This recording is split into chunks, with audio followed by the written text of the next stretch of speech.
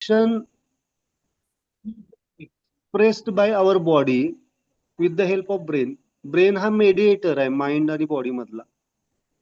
Okay. Okay. म्हणून सायकॅट्रिस्टचे जे medicine आहेत ते काम कुठं करतात, कशावर काम करतात, ब्रेनवर काम करतात.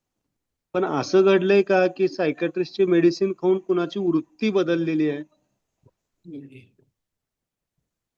है ना. तो mind is the highest dimension than the brain.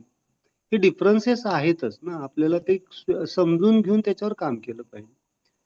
आता आता आपण असं म्हणू शकतो का, अगदी सोपं उदाहरण द्यायचं म्हटलं तर आपण जर एखादा विचार आपण पटकन एखाद्या थॉटला कुठंतरी जाऊन पटकन येतो ना, ते काय आहेत? माइंड पार्टिकल्स आहेत. ब्रेन तर ट्रॅव्हल नाही करत आहे physically. Just we connect that particles. आता समजा तुमच्या पुढे समजा तुम्हाला एखाद्या व्यक्तीची आठवण आली. आता ती व्यक्तीची आठवण कुठं आली? माइंड मध्ये आली ना. तर mind particles communicate that entity आणि परत, पण ब्रेन तर नाही गेला. ब्रेन फक्त त्याचा ऑपरेटिंग आहे. ब्रेन हा स्टोअर हाऊस आहे माइंडच्या इमोशन्स. हे म्हणून तर सोल, माइंड, एनर्जी सिस्टम आणि बॉडी. आता ब्रेन आणि माइंड मध्ये दुवा कोण आहे एनर्जी लेवलला? आज्ञाचक्र आहे. माइंडचे इमोशन्सचा इम्पॅक्ट त्या आज्ञाचक्रावर होतो. ओके. आज्ञाचक्रातनं मग तो कशाशी कम्युनिकेट करतं? ब्रेनशी कम्युनिकेट करतं. हे मधले दुवा आहेत ना, मेरिडियन्स आहेत. आता जर चायनीज मेरिडियन सिस्टम मध्ये गेला तर ब्रेन मेरिडियन आहे. आपण घेऊ ब्रेन मेरिडियन सिस्टम आहे, है ना. Brain meridian is connected with the, आता आपण इमोशन्स घेतोय. गॉल ब्लॅडरचं इमोशन आपण काल काय बघितलं, म्हणजे emotions resentment is connected with the gall bladder. ते कसं कनेक्ट करणार आहे? थ्रू ब्रेनच्या. Brain is the operator of our physical body. Physical body ला ऑपरेट करणारा ब्रेन आहे. म्हणून तर म्हणतो ना आपण, मनावर जे संस्कार होतात किंवा मनावर जे काही इम्पॅक्ट होतात त्याचा परिणाम आपल्या बॉडीवर दिसतो, तो थ्रू ब्रेन अँड हार्ट. तर आपण त्याला म्हणतो की दिस इज रिझनिंग माइंड, म्हणून ब्रेनला रिझनिंग माइंड पण म्हणतात. ओके. आणि हार्टला काय म्हणतात? Emotional mind. आपला सहज बघा, एखाद्यानं आपल्याला अंतःकरणात हे केलं, म्हणजे कोणी एखाद्यानी जवळच्या व्यक्तीने आपल्याला काही बोललं तर आपण म्हणतो मला इथं लागलं, हे ना, बोलतो ना. मग इथं काय? Emotional heart is a emotional mind and brain is the reasoning mind. तर हे फक्त कम्युनिकेशन साठी हे ब्रेनची डेव्हलपमेंट आहे. ओके. सो कनेक्टेड आहे, ते कनेक्टिव्हिटी आहे ना. Soul connect with the mind. Soul आणि माइंडचं कनेक्शन कशामुळे आहे? है ना. सोल म्हणजे अंतःकरण. अंतःकरण कशाची कम्युनिकेट करतं? माइंडशी कम्युनिकेट करण्यासाठी काय करतं? वृत्तीचा वापर करतो. वृत्ती is in between the mind and the soul, किंवा अंतर्मन म्हणू शकतो आपण. तसं मनाचं शरीराशी कनेक्ट व्हायचं असेल, मनाचं पहिलं ऊर्जामय शरीराशी, दॅट इज द ऊर्जामय शरीर. आणि ऊर्जामय शरीराचं मग कनेक्शन कशाशी आहे? मग फिजिकल बॉडीशी. आता ब्रेन आणि माइंडच्या मध्ये आज्ञाचक्र आहे. ब्रेन आणि माइंडच्या मध्ये काय आहे? ब्रेन मेरिडियन्स आहे, कनेक्टेड आहे. Okay. That is scientifically proven. म्हणजे ते आता त्या गोष्टी सापडलेल्या आहेत, त्याच्यावर काम बरेच जण करत आहेत. चायनीज मेरिडियन्स बघितले तर बरेच असे आजार आहेत की जे मेडिकल सायन्सनी नाही करू शकत म्हटलेले आहेत, त्यांना त्याच्यात रिझल्ट मिळालेले. असं आहे. मेरिडियन सिस्टम्स आहेत. कसं आहे की हे आपल्याला थोडंसं आपल्याला माहित नाही आहे ह्या गोष्टी, आपण त्याच्याकडे लक्ष नाही दिलेलं आहे, त्यामुळे मग आपल्याला ते लक्षात येत नाही. की आपण आपल्याला म्हणण्यापेक्षा मेडिकल सायन्स आता कुठंतरी कॉन्शियसनेसचा विचार करायला लागले. मेडिकल सायन्स आता कुठंतरी विचार करायला लागले. अजून जे तिथं पण 90% doctors they are unawared about the consciousness system. They are unawared about the consciousness system. म्हणजे जर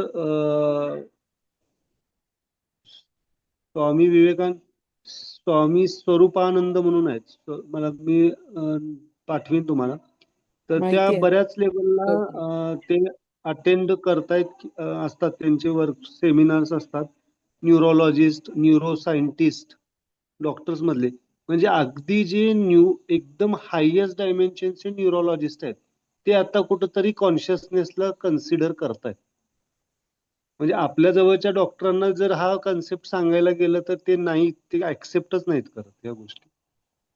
त्यांचा दूरचा काही संबंध नाही. त्यामुळे मी बऱ्याच वेळेला म्हणतो की हे मी जे लेक्चर्स आपण घेतोय किंवा हे कळतंय हे सायंटिफिक वर्ल्डला समजायला कदाचित 20 वर्ष लागतील, 25 वर्ष लागतील. तर तो तो फॅक्टर आहे. त्यामुळं बॉडी फक्त ब्रेन कनेक्टर आहे. आणि ब्रेन मधलं पण कोणती सिस्टम आहे, लिम्बिक सिस्टम म्हणतो आपण त्याला, है ना. Limbic system is connected with the emotions. Emotions are operated by the limbic system. Reasoning is operated by the limbic system. Okay. Anxiety, depression हे जे सांगतात ना डॉक्टर्स, हे ब्रेन लेवलला आजपर्यंत कुठला अँझायटीचा पेशंट बरा झालाय बरं? कोणता डिप्रेशनचा पेशंट बरा झालाय? नाही झालेले बरं. बरं होणं म्हणतोय बरं का मी. त्याचं काम चालू आहे, तो मेडिसिन खायला लागलाय आणि 12 तास झोपून काढायला लागलाय, त्याला बरं होत नाही, होणं म्हणत नाही. ओके. म्हणजे दिवस रात्र तो ऍक्च्युली ओशोच्या भाषेत म्हटलं तर तो औषधांच्या नशेमध्ये राहतो. म्हणजे ऑलरेडी एक नशेतनं, भ्रमातनं दूर करण्यासाठी की त्याला नशेमध्ये ठेवलं जातं. जशी अल्कोहोलची नशा आहे, अल्कोहोलची नशा एक 2 तासासाठी 4 तासासाठी असते. मेडिसिनची नशा ही 8 तासासाठी राहते, 12 तासासाठी राहते. तर that is not the healing. तर आज सिझोफ्रेनियाची किती पेशंट्स आहेत माहितीये का? आणि यंग पीपल्स मध्ये तर इतके. सिझोफ्रेनिया म्हणजे काय? Extreme of the hetero and homo. अचानक हेट्रोफेज मध्ये जातात, अचानक होमो मध्ये जातात. म्हणजे एकदम सेल्फ प्राईड, एकदम बोस्ट, एकदम सेल्फ सॅटिस्फॅक्शन, सेल्फ एन्जॉयमेंट आणि एकदम अपोजिट इमोशन्स बघा, अगोनी, दुःख एकदम, ज्याला आपण हिमजिकल पर्सनॅलिटीज म्हणतो, अनप्रेडिक्टेबल पर्सनॅलिटीज. तिथं न्यूट्रो इमोशन्स झिरो स्टेटलाच आहेत, पूर्ण झिरो स्टेटला. त्यांनी स्माइल जरी एक्सप्रेस केली तर एकदम जोरात लाऊड स्माइल आणि हे करणं. ते म्हणजे समोरच्या व्यक्तीला प्रश्न पडतो, म्हणजे बाहेरच्या व्यक्तींच्या बरोबर इतके सॉफ्टली वागतात ते. आणि ते सांगतात घरात येऊन बघा तुम्ही कसे वागतात, इतकं. आणि आता सध्या तरुण मुलांना आणि मुलींना सिझोफ्रेनिया, ओसीडी, बायपोलार इतके डिसिजेस डेव्हलप्ड आहेत. तर नाही होणार ते बरं. कसं होणार? कारण ब्रेनवर काम करून थोडंच विचारांची पद्धत बदलणार. म्हणून अध्यात्म महत्वाचं, म्हणून सायंटिफिक स्पिरिच्युअलिटी. अध्यात्म तुम्हाला सोल ओपन करतं ना. मन ठीक होणारच नाही जोपर्यंत सोल ओपन होणार. सो अंतःकरण सोल. शुद्धी म्हणून आपल्या संतांनी अंतःकरण शुद्धी, सोल ओपन म्हणजे अंतःकरण शुद्धी, दुसरं काही नाही. मला एक अंतःकरणाची शुद्धी सगळ्यांनी केली. हा. मला एक 80-85 वर्षाच्या बाई आहेत. त्या म्हणजे असं तत्वज्ञान किंवा अध्यात्माचं वाचन किंवा हुशार खूप आहेत. पण हा. सुनेविषयी ना म्हणजे इतके अजीब दावे करतात की ते पॅरानॉइड म्हणतात की नाही, भास. म्हणजे आता ती बँकेत जाऊन पॅरानॉइड सगळं, पर्सनॅलिटी. हा, सोनं लुटून घेणार आहे. म्हणजे आपल्या मुलावर काहीतरी काळी जादू करणार आहे. म्हणजे बाकी सगळ्या त्या अति हुशार आहेत, सगळं ऍक्टिव्ह आहेत. पण असं म्हणजे का असू शकेल? हे काय प्रकार असेल? नाही, आता सून ह्याच्यात तुम्ही जे आणि त्या सुनेला सांगितलं पण ना, मी पर्सनली ओळखते. ती एकदम हा, म्हणजे नॉर्मल पर्सनॅलिटी आहे. आहे की त्याला कसं आहे की प्रॉब्लेम हाच आहे ना की आध्यात्मिक वाचन किंवा हे जे म्हणतोय ना की म्हणून मला आता बऱ्याच वेळेला लोक जे अडकलेले आहेत ना ते एक तर पूर्ण ज्ञान असावं, त्याला मार्गदर्शक असावा, गुरु असावा, मार्गदर्शक असावा.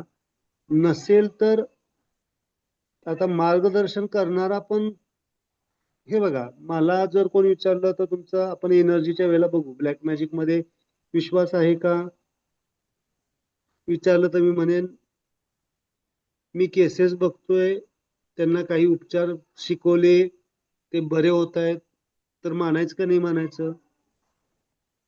आहे, समोर दिसतंय, आहे. पण हे कुणासाठी आहे ज्याचं मनोबल ठीक नाही आहे. त्या एनर्जीज कुणावर काम करतात, मनोबल ज्याचं ठीक नाही. त्याला साध्या भाषेत आपण म्हणतो की चेतनेचा स्तर अजून कुठं अडकलेला आहे, एनर्जी डायमेन्शनला अडकलेला आहे. हम्म. फार फार तर फिजिकल बॉडीतनं ते एनर्जी डायमेन्शनला आलेलं आहे. आता 99% जे आध्यात्मिक लोक म्हणतो आपण, कोणताही संप्रदाय घ्या, मी म्हणजे कोणत्या संप्रदायाला ना, संतांनी जे साहित्य करून ठेवलंय ते परफेक्ट आहे, प्युरेस्ट आहे, कोणत्याही संप्रदायाचं असेल. पण जे फॉलोअर्स आहेत ते अडकलेत फक्त एनर्जी डायमेन्शनला. They doesn't heal their minds.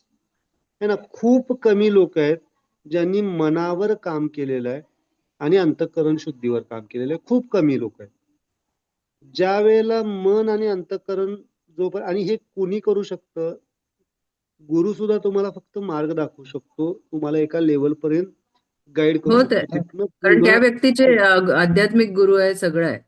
पण हे सगळं अजीबच आहे. बाकी सगळ्या ठिकाणी ते नाही. नॉर्मल हे वाटतात. हे पण पूर्ण सुनेशी भ्रमच रिलेशन आहे ना. आहे. नाही, मग भ्रमच आहे, भ्रमच आहे भ्रम ना, आहे. भ्रम आहे तो, पूर्णपणे भ्रम आहे. अलग लक्षात. पण आणि हे त्यांच्या आयुष्यात भ्रमात अशी अशी कुठली तरी घटना झाली असावी की रिलेशन आहेत की कार्यकारण सफर भाव झाला आहेत. असणार आहे. हा. हा, त्यांची हिस्ट्री जर तुम्ही घेतलात ना शांतपणे, तर तुम्हाला त्यांचा ट्रॉमा काहीतरी भेटणार. हो आणि हो. संशयी वृत्ती आहे ना, संशय, भ्रम मध्ये पण स्पेसिफिक आहे, संशयी वृत्ती संशय. आहे. आणि संशय हे सगळ्यात मोठं कारण आहे ना बेकार अधोगतीचं. आहे, बेकार आहे. अधोगतीचा संशय. सगळे संशय नातं कुणाचा खराब येतो? करून टाकतात. हा. हो.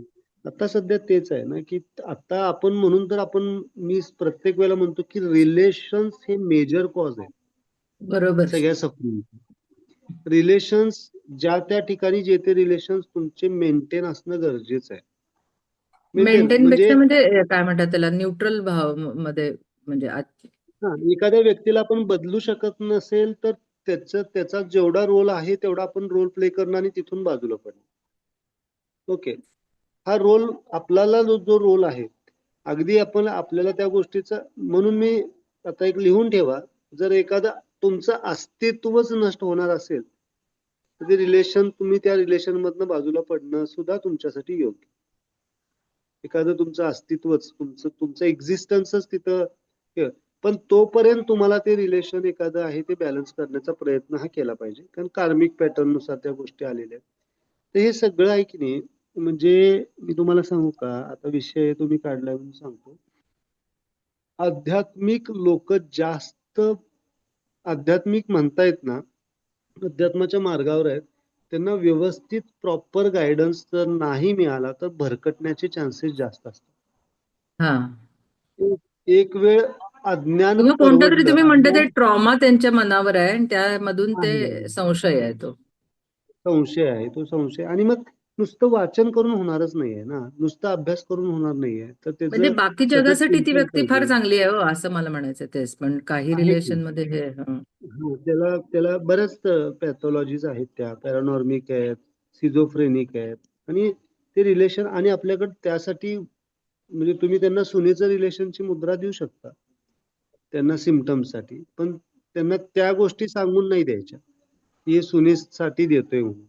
त्यांना जे काही फिजिकल बॉडी सिम्पटम्स आहेत किंवा त्यांना काही जे आहेत ते त्यानुसार आपण ते त्यांना मान्यच मुद्रा करणार देऊ नाहीत. शकतो. म्हणजे तुम्ही म्हणताय तसं की आपल्याला काही प्रॉब्लेम आहे हेच त्या मान्य करणार नाही. त्यांच्या नाही दृष्टिकोनातून नाही प्रॉब्लेम समोरच्या व्यक्तीवर असतो.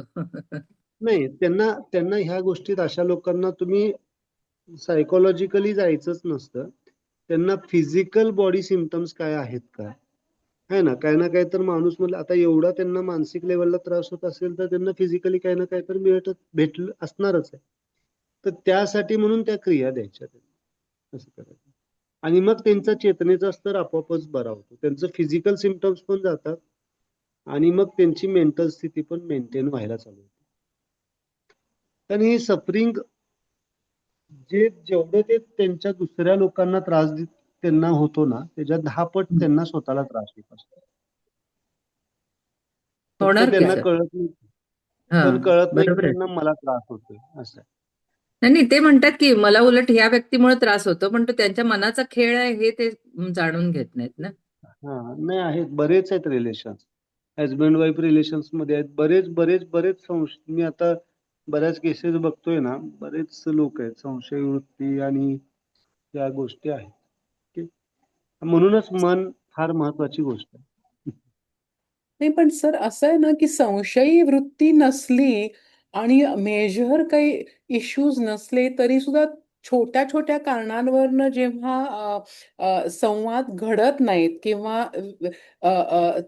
काय विसंवाद म्हणतो आपण त्या प्रकारे असतात एखादी रिलेशनशिप्स कुणाचीही, हो हो तरी एखादा विचार करणारा हे असं ना तर कधी कधी कळत नाही की अरे आपण चुकतोय का कुठे.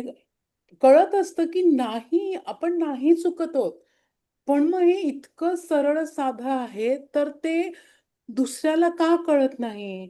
आणि मग ते कळत नाहीये तर मग आपण कुठेतरी चुकतोय का, हे इतकं विचित्र असतं हा मनाचा म्हणजे माहिती असतं आपल्याला की हे हे नाहीये, हे हे खरं आहे.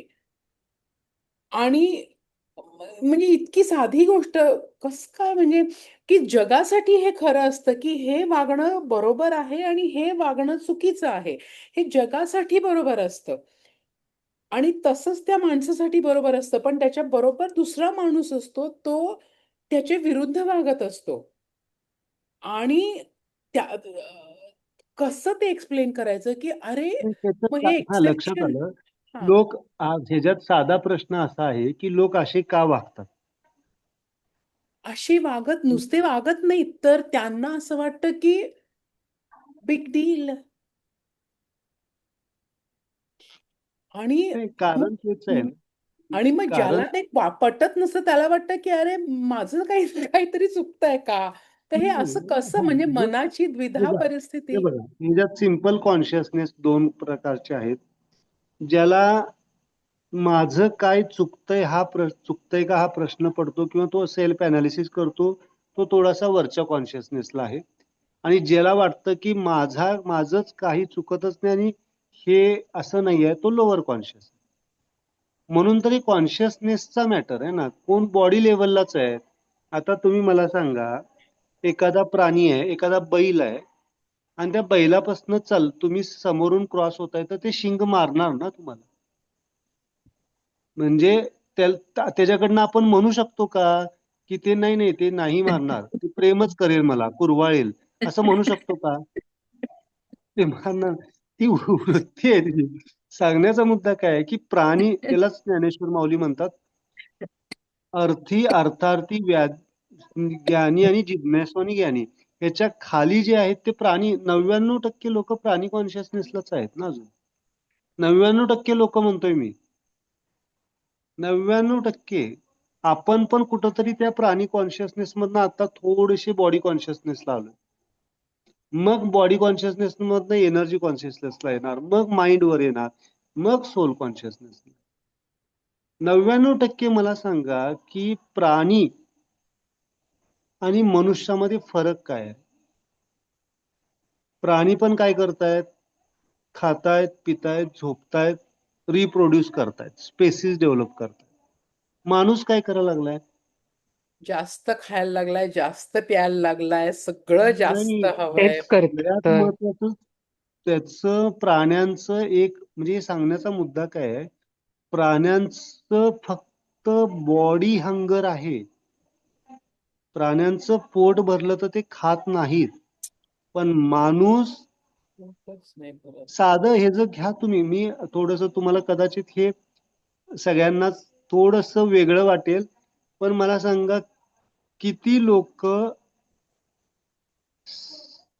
मी सोसायटीची ग्रोथ नाही म्हणत आहे, आता समजा माझं एक घर आहे, माझी एक गाडी आहे, माझ्याकडे बेसिक रिक्वायरमेंट आहेत, त्यावर थांबतो आणि किती व्यक्ती तो समाधानी होऊन जीवन जगतो, तो अजून त्याचा हव्यास किती राहतो, नाही मला फार्म हाऊस पाहिजे, मला हे पाहिजे, मला ते पाहिजे, ही भूक कधी थांबणार आहे? And that is the cause. म्हणून फिजिकल लेवलला सुद्धा त्याचं प्रायोरिटी नाही आहे, म्हणजे बॉडीला तो इतकं कॉम्प्रोमाइज करतो.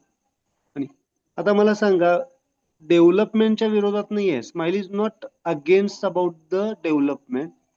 If you are developing your consciousness and that, म्हणजे तुम्ही एखादी 100 कोटी रुपयाची प्रॉपर्टी केलीत पण ती सोसायटीसाठी युजफुल होणार असेल, then that is the better dimension.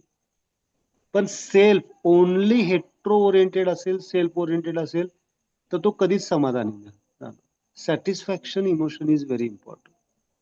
Okay, म्हणजे आपण पण ग्रोथ करतोयच ना, मी पण फिरतोयच की, मुंबईला येतोय किंवा हे करतोय, दॅट इज डिफरंट डायमेन्शन. तुम्ही डेव्हलपमेंट किती करताय, that is the smile development, तुम्ही किती करताय त्याच्याशी. पण सेल्फ, स्वतःची भूक. आता मग ह्याच्यात कसं आहे, मग कॉन्शियसनेस कुठं आहे, तो बॉडीपेक्षा पण खाली कॉन्शियसनेस. पंचतत्वांचा विचारच नाहीये लोकांना. किती लोकांना विचार आहे, किती लोक ते पंचतत्वांचा खूप विचार लांब करतात? राहिलं, पंचतत्व खूप लांब राहिलं. करायला पाहिजे, करायला पाहिजे. आणि पण नाही करत, आणि मग नाही काय मग मॅडम, तुमचा जो प्रॉब्लेम आहे ना, तो माझा पण होता. पण हे क्लास केल्यानंतर 3-4 वेळा हा क्लास अटेंड केल्यानंतर आपला बघण्याचा दृष्टिकोन बदलतो आणि हा त्रास आपल्याला होत नाही. मी तुम्हाला हे त्याच्यातून आश्वासन मी काल काल जसं सांगितलं ना, की थोडस आश्वासन सेल्फिश देते व्हा, तुम्हाला. सेल्फिश व्हा, कारण आपण जगाला बदलू शकत हा मेन नाही. प्रॉब्लेम आहे. आपण जगाला दुसऱ्याला बदलायला बदलण्यासाठी बघतो. आपण इथं आपला नाही आहे. दृष्टिकोन ह्या जेव्हा बदलतो तेव्हा आपण शांत होतो.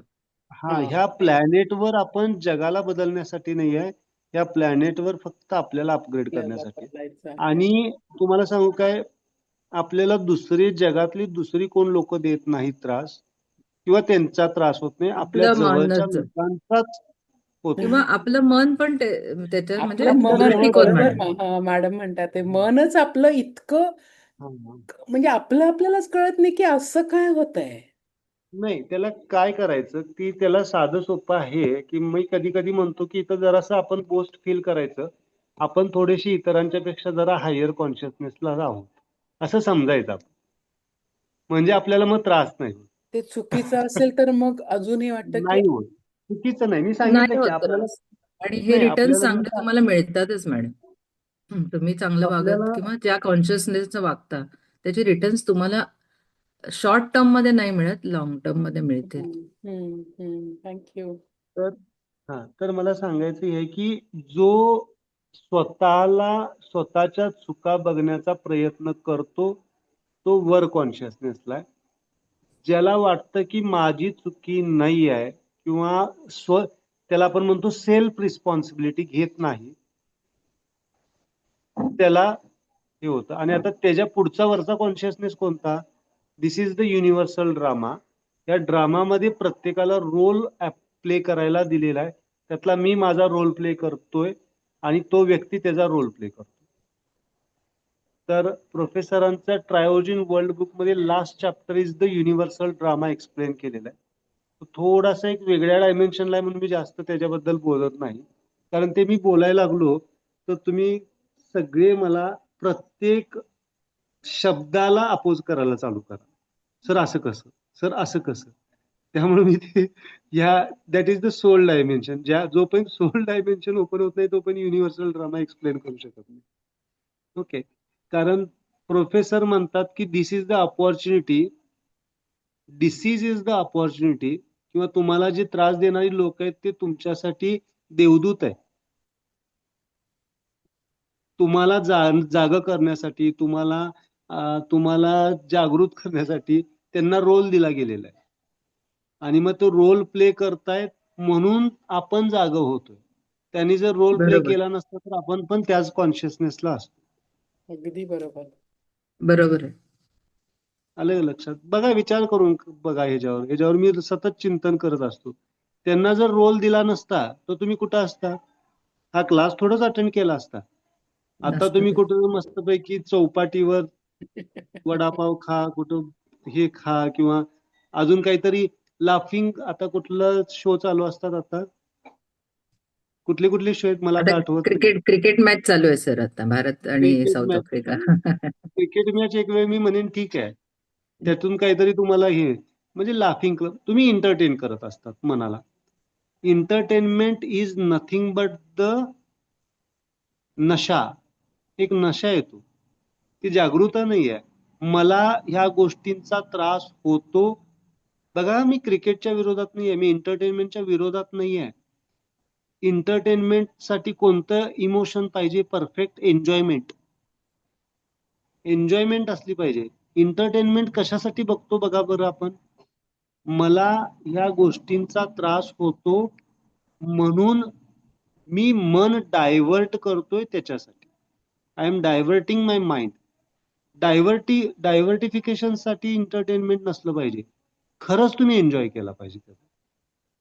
कपिल शर्माचा शो एन्जॉय केला पाहिजे तुम्ही. कपिल शर्मा एन्जॉय करतोय, बघितला ना तुम्ही? तो काही डायव्हर्ट करण्यासाठी तो शो करतोय?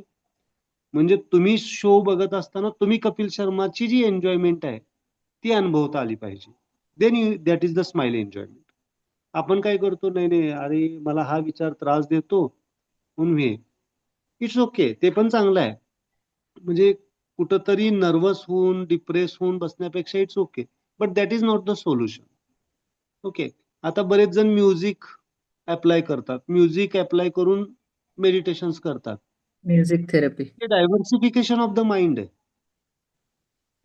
सोल्युशन नाही आहे, डायव्हर्सिफिकेशन. मला ह्या गोष्टीचा त्रास होतो म्हणून मी हे म्युझिक ऐकतो. But the professor's music activates your soul channel. स्वतः त्यांनी कंपोज केलेले आहे. एक सायंटिफिक पर्सन म्युझिक कंपोज करू शकतो ही विचार करण्याच्या पलीकडची गोष्ट. सायंटिफिक पर्सन, मग जो पूर्ण सायन्स ओरिएंटेड. सायन्स आणि आर्टचा थोडासा दुरान्वय संबंध नसतो मला वाटतं. म्हणजे खूप कमी लोक असतात जे सायंटिफिक पण असतात आणि आर्टिस्टिक पण असतात. सो सर बरेच डॉक्टर असतात आर्टिस्ट, बरेच डॉक्टर असतात. हा, म्हणजे डॉक्टर्स ते तर पहिले आर्टिस्ट. हा म्युझिक मध्ये वगैरे असतात सर, बरेच असतात.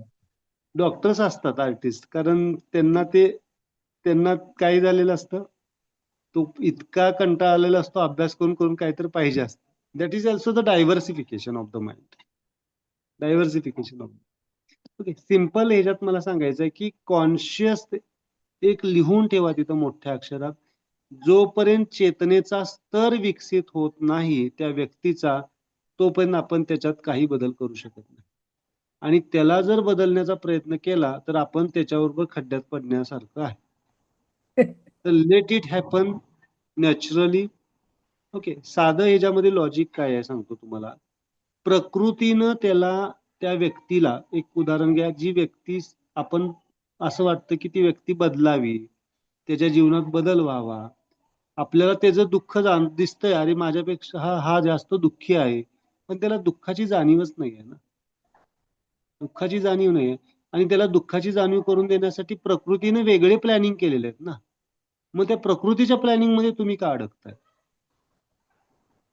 मीही अडकू शकत नाहीये.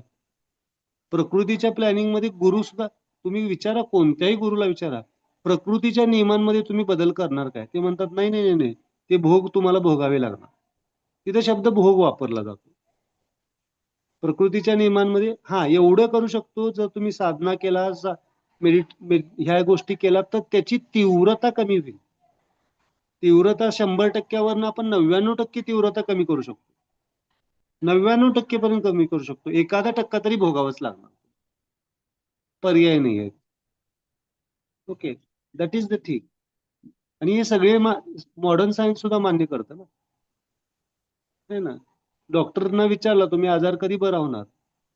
कालम परम औषधम. काळ ठरवेल कधी होणार. पण प्रोफेसरांचं एक सेंटेन्स लिहून ठेवा तिथं, महत्वाचं आहे. पण त्या व्यक्तीनं जर ट्रू कॉन्शियसनेस अनुभवला, परमचेतनेचा जर अनुभव घेतला कॉन्शियसली जागृत अवस्थेत, तर that that disease is converted within fraction of seconds into the no disease. आणि हे घडतं, प्रॅक्टिकली घडतं. Disease is converted into the no disease if that persons realize the true consciousness. हे घडतं. तर त्यासाठी आपण काय करायचंय? कुणावर एनर्जी खर्च करायची? स्वतःवर आणि स्वतःच्या साधनेवर. स्वतःवर, स्वतःच्या साधना. तिथं थोडंसं स्वार्थी झालात तरी चालेल. त्याला स्माईल स्वार्थी असं म्हणा, स्माईल सेल्फिशनेस म्हणतात तरी चालेल. पण तो एक्सटर्नल सेल्फिशनेस नाही आहे, इंटरनल सेल्फिशनेस. एक्सटर्नल म्हणजे मटेरियलिस्टिक सेल्फिशनेस झाला, हा इंटरनल ग्रोथचा selfishness. Okay, so that is the way. Thank you आज सर. मला वाटतं थोडीशी मीटिंग लवकर आपल्याला घ्यायला लागेल, कारण मी आता हातात मोबाईल घेऊन तुमचं घेतोय, कारण मी बाहेर गावी आलोय ऍक्च्युली रिलेटिव्हकडे, आणि ते स्टँड्स वगैरे तिथे राहिलेत. पण इट्स ओके, आपण घेऊया तिथे. ठीक आहे.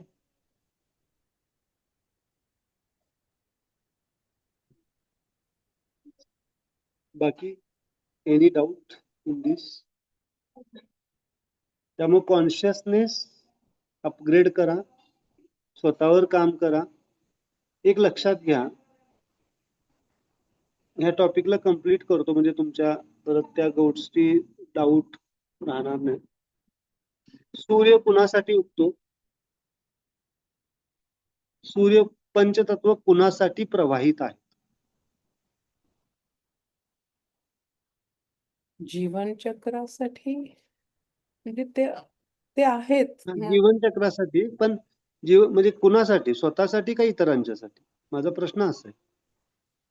ते आपलं आपलं काम सूर्याला करतायत. हा, त्याला त्याचं त्यांचा रोल काम. मिळालाय ना, त्यांचा रोल मिळालाय. ते असं नाही म्हणत ना, सकाळी कोण उठलं नाही तर प्रकाश घेणार नसेल तर मी का उठू? एक लक्षात घ्या, तुम्ही जेवढं एनलाइटमेंट प्रोसेस कडे जाल, तुम्ही जेवढं सेल्फ रिअलाइज होण्याचा प्रयत्न कराल, त्याचा ओव्हरफ्लो तुमच्या आजूबाजूच्या वातावरणावर होतो. त्यामुळे ज्या व्यक्तींच्याकडून आता आपल्याला सफरिंग वाटतं किंवा ज्या व्यक्ती त्या तुमच्या सानिध्यात आल्यानंतर ते आपोआप बदलायला चालू होतात. ओके, आपोआप होतात. आता त्या बदलाव्यात म्हणून आपण आपलं काम नाही करायचं, आपण आपलं काम करत राहायचं. तो बदल नैसर्गिक असणार आणि निसर्गाचा नियमच आहे की आपल्यातले बदल दिसले की त्यांच्यातले बदल व्हायला चालू होतात. कारण हे जग काय आहे, काही थेरीज आहेत अध्यात्माच्या पण किंवा याच्या, हे जग दुसरं काय नाही आहे, आपलंच प्रतिबिंब आहे. Everything is in the form of seed form. म्हणजे आपल्यामध्ये सुप्त अवस्थेत असणाऱ्या गोष्टी फक्त मॅनिफेस्टेशन स्वरूपात आपल्याला बाहेरच्या लोकांमध्ये दिसतात. एखादा व्यक्ती अँगर एक्सप्रेस करत असेल तर तो अँगर आपल्यामध्ये सुप्त अवस्थेमध्ये मौजूद आहे म्हणून आपल्याला तो दिसतो. एखादा व्यक्ती स्माईल एक्सप्रेस करत असेल तर आपल्यातही स्माईल आहे म्हणून आपल्याला ती स्माईल दिसते. That is the process. मग नियम काय आहे? आपल्यातले जे काय, आपल्यातले अगदी सूक्ष्म लेवलला सुद्धा जे काही फॅक्टर्स आहेत ते न्यूट्रल करा. न्यूट्रल करा, शून्य नाही म्हणते, न्यूट्रल. अँगर आहे तो न्यूट्रल करा, फिअर आहे तो न्यूट्रल करा. आपण इमोशन्स बघतोय आता सध्या, ते सगळे इमोशन्स काय झाले पाहिजेत? न्यूट्रल झाले पाहिजे. सॅटिस्फॅक्शन न्यूट्रल झालं पाहिजे. इव्हन आता तुम्ही न्यूट्रो ग्रुप ऑफ इमोशन्स सगळे असायलाच पाहिजेत. सगळे जनरॉसिटी एक इमोशन आहे बघा, तिथं जनरॉसिटी आहे. जनरॉसिटी म्हणजे काय? उदारता. उदारता. आता ती उदारता हेट्रो स्टाईल असेल तर काय होईल? काही लोक असतात बघा, अंगावरची कपडे सुद्धा काढून देतात. इतकं वाहून जातात, ती उदारता काय कामाची? बरोबर आहे ना? म्हणजे काय म्हणतात, एखादा इमोशनल झाला की इतके उदार होऊन जातात, भले ते न्यूट्रो इमोशन आहे, पण अति उदारता काय करायची? सेल्फ कॉम्प्रोमाइज होणार ना, सेल्फ कॉम्प्रोमाइज होणार, फॅमिली कॉम्प्रोमाइज होणार, सगळ्या गोष्टी होणार. तर सद असत विवेक, विवेक फार महत्वाचा. म्हणून न्यूट्रो इमोशन सुद्धा असतील तरी कशा असले पाहिजेत? न्यूट्रल असले पाहिजेत, अति पण नकोय. म्हणून ते प्रत्येक इमोशन हे 3 डायमेन्शनला बघायचं आपल्याला, हेट्रो, होमो आणि न्यूट्रो. म्हणजे उदारताचा अभाव पण असून नाही चालणार ना. म्हणजे अगदी समोरचा व्यक्ती मरणाच्या दारात आहे तरी सुद्धा त्याला त्याची काय वाटत नाही, मेला तर मरू दे, दॅट इज द अभाव झाला, हेही उपयोगाचं नाही आहे. आणि एखादा व्यक्ती अगदी इतका वाहून जातो एखाद्या गोष्टीमध्ये की तो सगळं, that is not the truth, है ना. तर विवेक फार महत्वाचा. किती जण असे उदार आहेत, जे उदार जास्त असतात, आधी औदार्य दाखवतात, ते सफर करतात. लक्षात घ्या, सफर होतोच. आणि ते एकटे सफर नाही करत, आणि त्यांची जर फॅमिली असेल तर ते फॅमिली मधले जास्त सफर करतात. मग फॅमिली कॉम्प्लेक्स, मग सगळ्या गोष्टी आहेत. तर every emotion should be neutral. आणि हे न्यूट्रल कधी येऊ शकतं? विवेकानेच येतं. मेडिटेशन जसं जसं तुम्ही करत जाल तसं ते समजल. ओके. एखाद्याला मदत किती केली पाहिजे की तो डिपेंडंट होईल इतकी? त्याला सेल्फ सफिशियंट करावं इतकी. इतकी. पण आपण बऱ्याच वेळेला काय करतो, त्याला मुलांच्या बाबतीत हं. होतं, इतके डिपेंडंट होऊन जातात की ते नंतर मग आपल्या डोक्याला ताप होऊन बसतो त्या गोष्टींचा. तुमचे ब्रदर्स, भाऊ बहीण, घरातले फॅमिली मेंबर्स होतात ना, डिपेंडंट होतात ना. म्हणून मी बऱ्याच वेळेला म्हणतो, भीक सुद्धा देत असताना भिकारी खरंच भिकारी आहे का बघून द्यावी. भीक देताना सुद्धा स्माइल कॉन्शियसनेसनी द्यायला पाहिजे. भावनिक होऊन भीक देऊन नाही उपयोग आहे, कारण तो आयुष्यभर डिपेंडंट राहील. आणि प्रकृतीने त्याला रोल दिलेला आहे इंडिपेंडंट होण्याचा. आता त्या प्रकृतीच्या रोलमध्ये तुम्ही काय केला, तो आपल्याला वाटतं आपण दान करायला लागलो, पण ते दान नाही आहे, त्या प्रकृतीच्या नियमाच्या विरोधात आपण करतो. मग आपल्याला वाटतं अरे आम्ही एवढं दान धर्म सगळं सगळं करतो तरी आम्हाला त्रास. तुम्ही वाचा, दानाची पद्धत ज्ञानेश्वरीमध्ये दिलेली आहे. दान कुणाला करावं इतकं खोलवर सांगितलेलं आहे ज्ञानेश्वरी, कुठं करावं आणि कुठं करू नये. खूप वेगळ्या डायमेन्शनला आपण काय केलेलं आहे की इमोशनल भावनिक लेवलला हेट्रो स्टाईल किंवा होमो स्टाईल जातात. डिपेंडन्सीने काय होईल, फॅमिली मेंबर्स डिपेंडंट आहेत का नाही बघा बरं तुमचे प्रत्येक गोष्टीसाठी, घरातल्या कामासाठी पण असू दे. तर ह्या पद्धतीने आपल्याला काय केलं पाहिजे की विवेक वापरता आला पाहिजे. So this is very important. Sir, राजा हरिश्चंद्राचं उदाहरण कशा प्रकारे, म्हणजे ते अति उदार होता तो, काय कसं त्याचं घ्यायचं उदाहरण तो? राजा हरिश्चंद्राबद्दल मला काही जास्त माहित नाहीये, त्यामुळे मी काय बोलू शकत नाही काय माझं हा प्रामाणिक असतं, कारण मी काही नाही तो त्याच्याबद्दल फार वाचलोय किंवा त्याच्याबद्दल अभ्यास आहे असं नाहीये.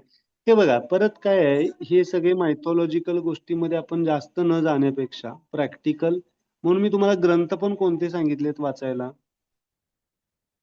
ज्ञानेश्वरी. मार्गाची, हा ज्ञानेश्वरी. प्रॅक्टिकल जे आहेत त्या वाचा, है ना. कारण ठीक आहे, ती एक स्टोरी आहे, स्टोरी म्हणून तुम्ही त्याच्यातनं मोरल काहीतरी घेऊ शकता, पण लक्षात आपण त्याचा एक रेफरन्स घेऊन आपण आपल्यात बदल काय करायचं हे बघू शकतो, पण थोडस आपण त्या पद्धतीनं जा. Okay sir. हा, कारण त्या हे बघा कसं असते सांगतो तुम्हाला. तुम्ही आता विषय निघालाय म्हणून मी शॉर्ट मध्ये सांगतो.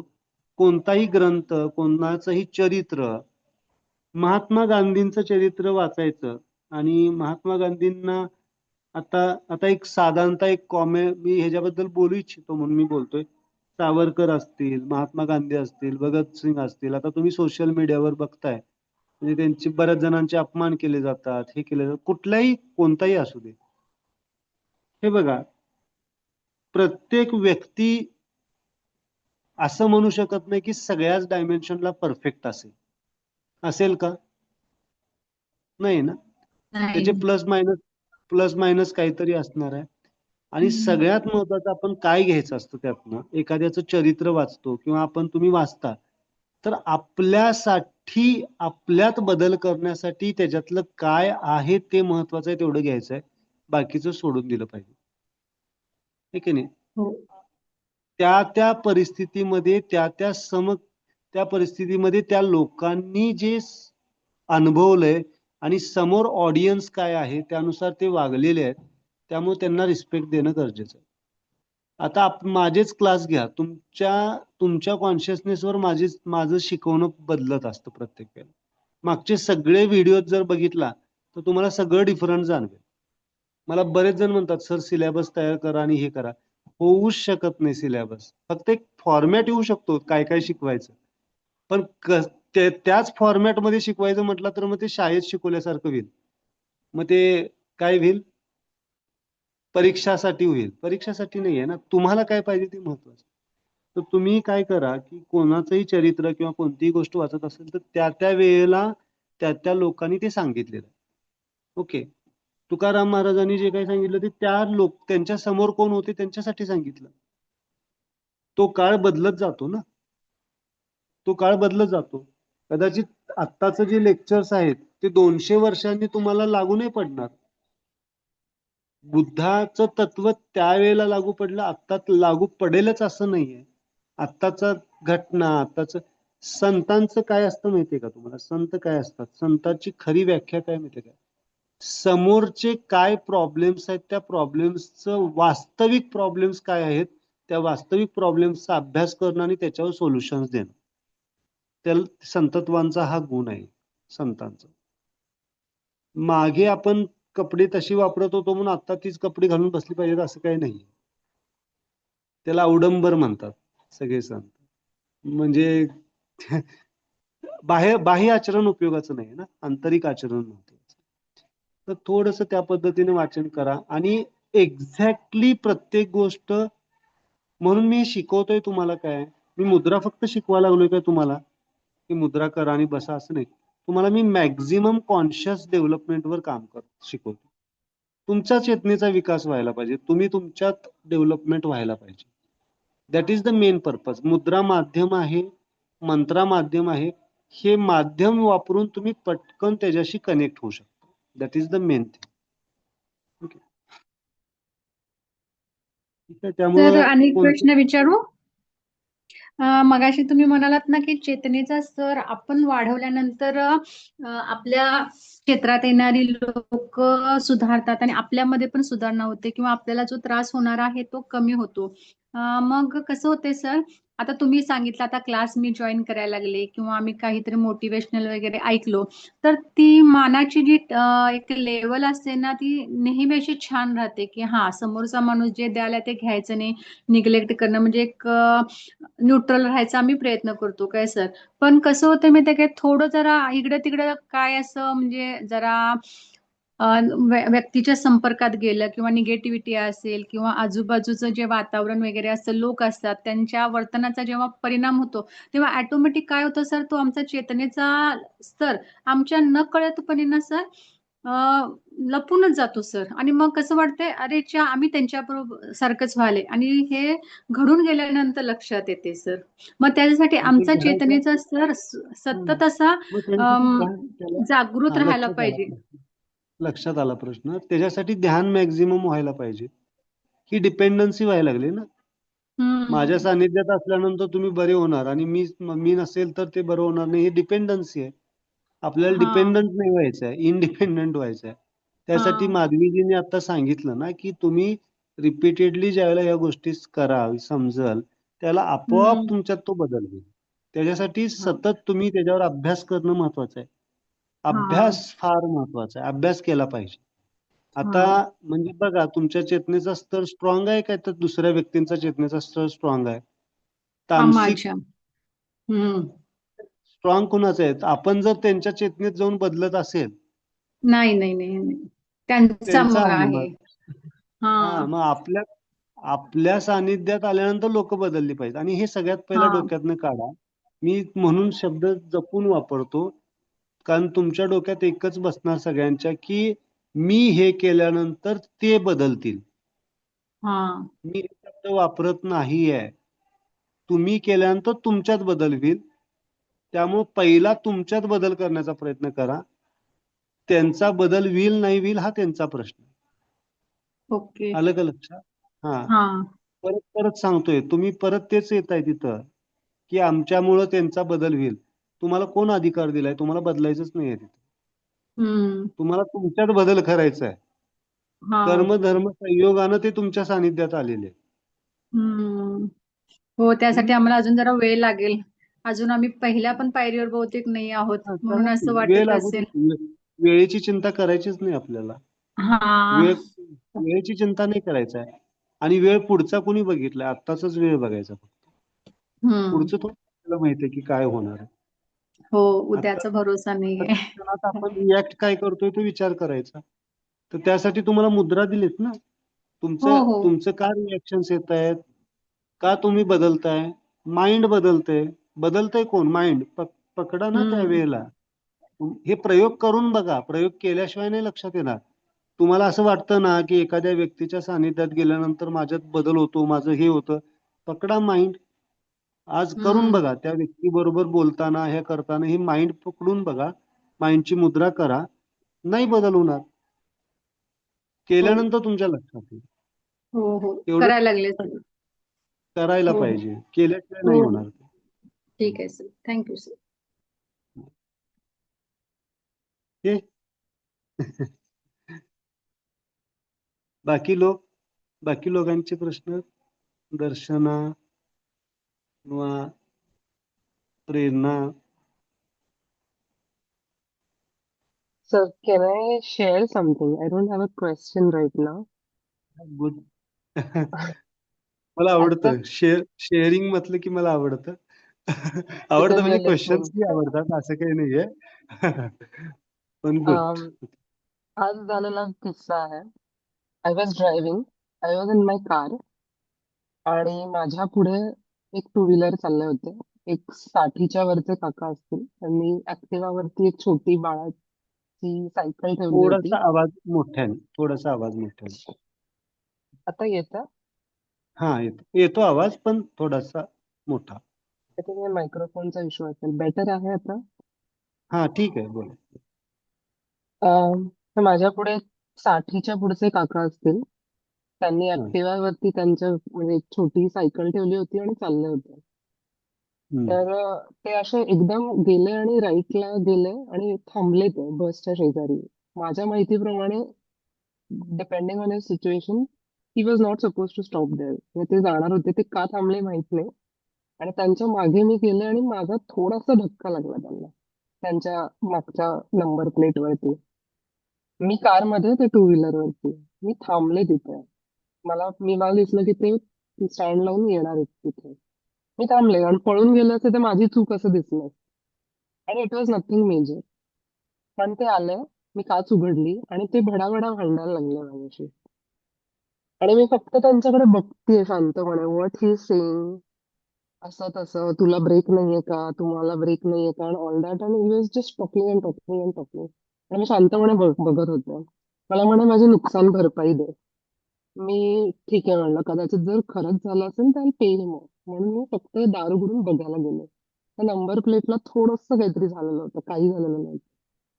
पण मी ऐकत होते आणि मी काहीच नाही, मी थोडे एक दोन वाक्य बोलले त्यांना, पण शांतपणे बोलले की काका तुम्ही अचानक थांबला वगैरे. पण मला असं जाणवलं नंतर की ही जर आधीची प्रेरणा असती, तिचे हार्टबीट्स वाढले असते, तिला खूप राग आला असता, त्रागा झाला असता की मी खरंच काही चुकीचं नाही केलंय, पण हा माणूस माझ्यावरती आरोप लावतोय आणि तो भडाभडा भांडतोय.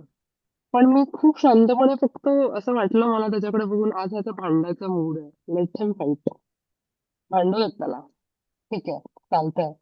आणि मग तिथून थर्ड पर्सन एक कोणीतरी आला आणि त्याने मला इंडिकेट केलं, त्याने त्याला सांगितलं की अहो काका अंदाज येत नाही म्हणून, आणि मला इंडिकेट केलं तुम्ही जा म्हणून. तर हा सगळ्या किस्सावरनं मला स्वतःमधला बदल जाणवला, आणि मला एक जाणवलं की ह्या सगळ्या गोष्टींच्या संपर्कात आल्यापासून सिच्युएशन आपोआप नॉर्मलाइज होते. सम थर्ड पर्सन कम्स आणि तुला काहीच करावं नाही लागत. म्हणजे कुठून तरी काहीतरी मदत येते, स्माइल हेल्प तुम्ही जे म्हणाल ते. पण माझ्याबरोबर अशा गोष्टी आश्रमला मी जेव्हा आले होते तेव्हाही झाल्या होत्या. तर मला न बोलता things just came down automatically. तर या ह्या सगळा बदल, आय थिंक मी मेडिटेट जे करतेय आणि मी जे अवेअरनेस चालू आहे या गोष्टींमुळे हा बदल झाला. I just wanted to share this experience with everyone की अदरवाईज मी खूप इनजस्टिसला अशी एकदम तलवार घेऊन जागी होणारी व्यक्ती होते. पण मी आज एकदम शांतपणे एक दोन वाक्य बोलले, पण आणि थोडासा पुराणा स्वभाव थोडासा वर येताना दिसला, पण तो मला कळला आणि मी त्याला परत no, we are not going that route म्हणून सरळ माझ्या माझ्या मार्गाने निघून गेलो. I just wanted to share दिस.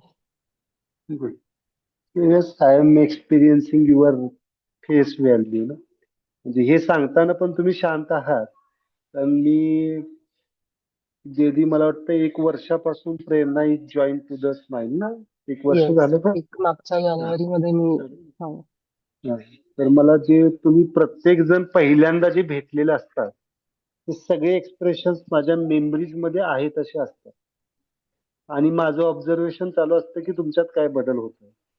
पहिल्यांदा तुम्ही पहिल्यांदा भेटलेल्या मेमरीज, म्हणजे तुमचे फेशियल एक्सप्रेशन, तुमच्या बोलण्याची पद्धत, हे सगळं मेमराईज असतं. आणि दॅट इज माय ऑब्झर्वेशन. म्हणजे तो काय माहिती, ईश्वराची कृपा किंवा प्रोफेसरांची कृपा आहे की ते मात्र माझ्या लक्षात राहतं. आणि आता मी जे तुम्ही शांतपणे एक्सप्लेन करताय ती सिच्युएशन, त्या घटना, तर आणि तुमची रिॲक्शन है ना, तर ही रिॲक्शन्स, हा रिस्पॉन्स म्हणतो आपण. हा रिस्पॉन्स, हे बघा, चूक कुणाची असू दे, त्यांची असू दे, तुमची असू दे, किंवा काही असू दे, सिच्युएशन, त्या सिच्युएशनला हँडल कसं करायचं हे स्माइल तुम्हाला शिकवतो. That is the neutrality. Okay, that neutrality ज्यावेळेला तुमच्यात येते त्यावेळेला तुमची burning of the energy zero होऊन जाते. जी व्हायटल फोर्स आहे, जो व्हायटल एनर्जी आहे, ती तुम्ही झिरोवर आणून ठेवताय, म्हणजे बर्न होत नाही. आणि ती तुम्हाला इमर्जन्सीमध्ये मदत करते, म्हणजे तुमच्या आजारपणामध्ये, तुमच्या त्रासांमध्ये, है ना, ती एनर्जी प्रिझर्व करते. तुमचा रिस्पॉन्स तुम्ही कसं देत असता. तर हे शांतपणे, है ना, ती अँझायटी म्हणा किंवा तो एक ऍग्रेशन किंवा अँगर नाहीये. कारण समोरचा व्यक्ती त्याच्या जीवनात कुठंतरी ट्रॉमॅटिक आहे आणि त्याचं रिफ्लेक्शन तो आत्ता काढतो. तुम्हाला तो मुन्नाभाई एमबीबीएस पिक्चर माहितीये का? अं, माहितीये. आणि त्यात सुनील दत्त ज्यावेळेला रेल्वे स्टेशनवर येतो आणि त्याचं पाकीट मारलं जातं, त्याचा डायलॉग शांतपणे परत तुम्ही ऐका, तुम्हाला समजेल की काय आहे. त्याचा खूप सुंदर डायलॉग आहे. त्यांनी ते त्या चोराला सोडवतो, तो लोक मारत असतात, तर तो म्हणतो बघा, यहाँ में इस भीड़ में जो है ना सब लोग, वो कहीं ना कहीं पे बीवी से झगड़ के आए हैं, प्रॉब्लम्स है, जॉब का प्रॉब्लम है, कुछ ना कुछ तो है, और वो सब भड़ास तुम्हारे ऊपर निकालेंगे. आणि हे वास्तवात असंच आहे. प्रत्येक जण कुठं ना कुठं तरी इंज्युअर्ड आहे, ट्रॉमॅटिक आहे, आणि तो मग काय करतो, त्याचा अहम आहे ना, त्याचं अस्तित्व टिकवायचं आहे त्याला. आणि ते अस्तित्व टिकवण्यासाठी काय करेल, कुणावर करेल तो, दुसऱ्यावर कंट्रोल करण्याचा, दुसऱ्यावर. म्हणून तर बुद्ध आणि अंगुलीमाल ह्याच्यात फरक आहे ना. बुद्ध म्हणजे रिअलाइज्ड पर्सन, है ना, त्याला माहिती आहे. एनलायटन पर्सन कोणाला म्हणायचं माहितीये? ज्याला माहिती आहे लोक आपल्याला फसवतायत, तरी सुद्धा तो शांतपणे त्या सिच्युएशनला फेस करतो. है ना, शांतपणे फेस ते करायचं. खूप आयडियल नाही होणार का या जगासाठी? तेच ideal actually. In the sorry, in the world we live in. नाही, मी तेच सांगतोय ना, तुमचा आनंद कोण तुमच्यापासून हिरावू शकत नाही. तुमच्या आजूबाजूच्या सगळ्या गोष्टी तुमच्याकडून काढून घेऊ शकतात लोक, पण तुमचा आनंद ते काढून घेऊ शकतात. आणि या फेज मधनं मी स्वतः गेलेलो आहे म्हणून मी तुम्हाला सांगतो, नाहीतर मी इतकं सांगितलं नसतं. तुमचं सगळं काढून घेऊ शकतात आणि तेच बुद्धत्व आहे, तेच तुमचं रिअलायझेशन आहे. ठीक आहे. एवढं आयडियल झालं तर आपणच बुद्ध होऊ. आपल्याला बुद्ध व्हायचं सध्या तरी अजून फार दूरची गोष्ट आहे. का नॉर्मल माणूस बरं? झालं तरी खूप नाही आहे. नाही नाही, आता मला प्रश्न विचारू द्या. तुम्ही मला प्रश्न विचारून कधी कधी हे करताय. का बरं हा प्रश्न, का बरं तुम्ही बुद्धापासून, का बरं संतत्वापासून पळताय? सगळ्यांचं एकच असतं की नाही सर, ती अजून पुढची वेळ आहे. हा थॉट तुमचा नाही, पळत तुमच्या नाही आम्ही सर, पळत नाहीये. हा, पण आम्हाला बर. कुठं फार ऑड व्हायचं नाहीये. अगदी नाही.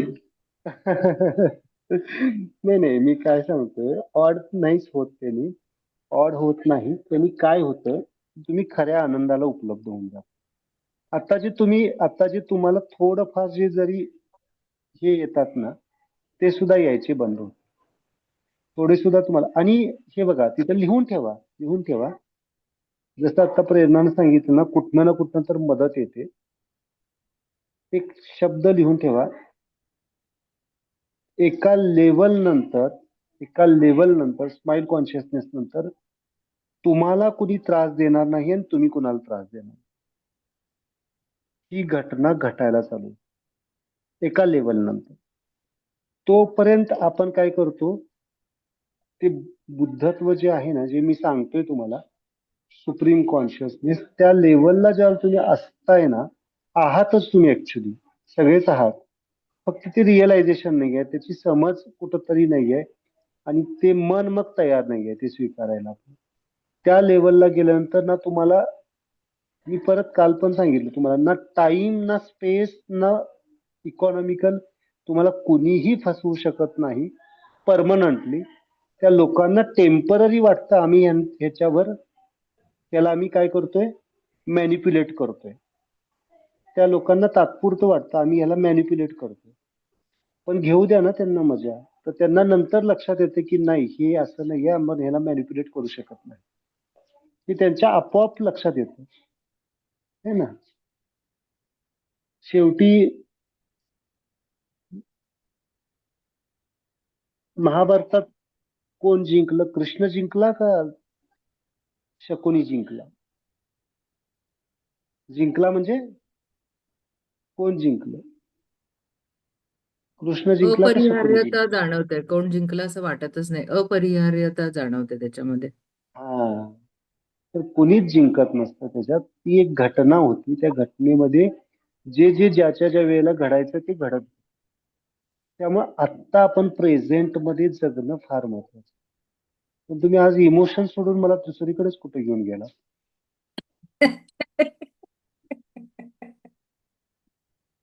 ठीक आहे, ह्या पण डीप इमोशन्स आहेत, है ना.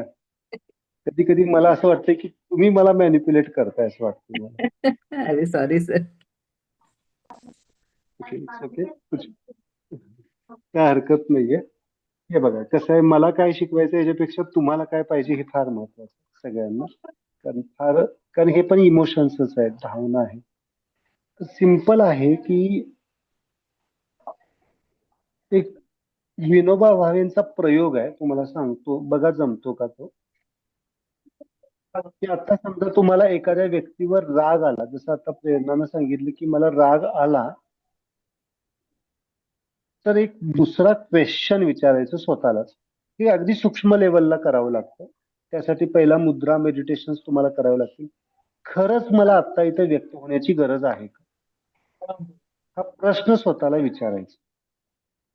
काय विचारायचं, हा प्रश्न स्वतःला विचारायचा, आता खरंच इथं मला एनर्जी खर्च करायची गरज आहे का. आणि ज्याला आतून विचारला जातो त्याला आतून ह्या विचारण्यामध्ये ना मन सोलमध्ये विलीन होऊन जात. हा मनालाच मनाने विचारलेला प्रश्न आहे. हा सूक्ष्म भाव आहे, हा सूक्ष्म भाव आहे खूप. खरंच आता गरज आहे का रिॲक्ट व्हायची? खरंच आता व्यक्त व्हायची गरज आहे का? हा जर तुम्हाला एक हॅबिट लागलं ना की मग तुम्हाला सोल सांगते की नाही आता गरज नाहीये, आणि गरज असेल तर व्यक्त पण केलं जाईल. पण ते व्यक्त कसं केलं जाईल? Smile consciousness. गरज असेल तर व्यक्त पण केलं जाईल. मी म्हणत नाही की ऑलवेज सप्रेस व्हायचं आपल्याला. I am not teaching the suppression, I am teaching the smile expression. So तुम्ही व्यक्त होणार, आणि ते व्यक्त कशासाठी होणार? ती प्रोडक्टिव्हिटी येणार. ज्या गोष्टीसाठी तुम्ही व्यक्त झालात ती गोष्ट घडायला चालू होईल प्रॅक्टिकली. तेच पाहिजे ना आपल्याला जीवनामध्ये. जे आपण म्हणतो की बाबा हे प्रॅक्टिकली आपल्या दृष्टीने हे बरोबर आहे, पण ते कॉन्शियसली व्यक्त होणं गरजेचं. हा ऍक्च्युली विनोबा भावे यांचा प्रयोग आहे. कधी जमलं तर गीताई पुस्तक वाचा. गीताई माहित आहे, विनोबा भावेंनी लिहिलेलं पुस्तक. म्हणजे खूप सुंदर सुंदर प्रयोग आहेत विनोबा भावेंचे. सर, या आत्ता तुम्ही जे बोलला त्याच्यावरती आय वॉन्ट टू टेल एक क्वेश्चन पण आहे आणि I want to tell one thing. तर मगाच्या किस्स्यामध्ये देन लेटर ऑन ते जे एक काका होते ते तिथेच गेले जिथे सरळ जायचं होतं. पहिली वॉज टेलिंग मी की नाही मला इकडे थांबायचं होतं, आणि त्यांच्या मागे गाडी काढून मी गेले साईडला. आणि मला जेव्हा कळलं की ऍक्च्युली त्यांना थांबायचंच नव्हतं, तर माझी अर्ज झाली की मी काच खाली येऊन त्यांना म्हणू, थांबला का नाही तिकडे, तुम्ही इथे का आला परत? म्हणजे म्हणजे यू आर लाईंग बेसिकली, असं काहीतरी. दोनदा अर्ज झाली, पण then I told myself no, energy नाही घालवायची इथे, जस्ट कीप असं असं आणि जा. This is not going to matter. ठीक आहे, तर this okay. Explains what you said. पण दुसरी गोष्ट मला असं म्हणायचं, एक दुसरा पण तुम्ही पॉइंट बोलला प्रोडक्टिव्ह अँगर बद्दल, जो किस्सा मी परवा सांगितला, which is second point. And then the third point is where you do not find the need to express yourself. तर त्यामध्ये कधी कधी तुम्हाला फिलिंग्स येत असतात पण तुम्ही एक्सप्रेस नाही करत, पण तुम्ही सप्रेस करता. मग तुम्ही तुमचा होमो नाही वाढवत आहात का तिथे? Your homo force is getting गरज इम्पॅक्टेड. हा नाही, कसं आहे लक्षात घ्या, ना हेट्रो खराब आहे ना होमो खराब आहे. If you are using that force with the smile consciousness, then they doesn't harm you. तुम्ही होमो, हे बघा, एक वेळ तुम्ही होमो सप्रेस केला, ओके, पण there is a consciousness, that is the clear intention, that is required separation with the smile consciousness, then there is no trauma from that homo force. ते उलट होमो फोर्स तुम्हाला support कर. Okay, कधी कधी प्रत्येक वेळेला express थोडंच होऊन चालणार आहे आपल्याला, कधी कधी सप्रेस पण करावं लागणार आहे, कधी कधी एक्सप्रेस पण व्हावं लागणार आहे. The intention should be the smiling. Okay, clear असलं पाहिजे. ती क्लिअरिटी शब्द लक्षात लिहून ठेवा. Clarity, clear understanding about the situations, हे जर असेल तर ती गोष्ट सगळे फोर्सेस तुम्हाला सपोर्ट करतात. तर it's not separation, it's let go असं म्हणता येईल. म्हणू शकतो आपण, म्हणू शकतो, लेट गो म्हणू शकतो, है ना. हा, म्हणता येईल. शब्द आपण वेगवेगळे वापरू शकतो, बट प्रोसेस लिहून घ्या. आता लेट गोचा शब्द काढलाय तर ते कम्प्लीट करूया, मला शिकवायचंच होतं, अगोदर पण शिकवलंय. लेयर्स आहेत लेट गोचे.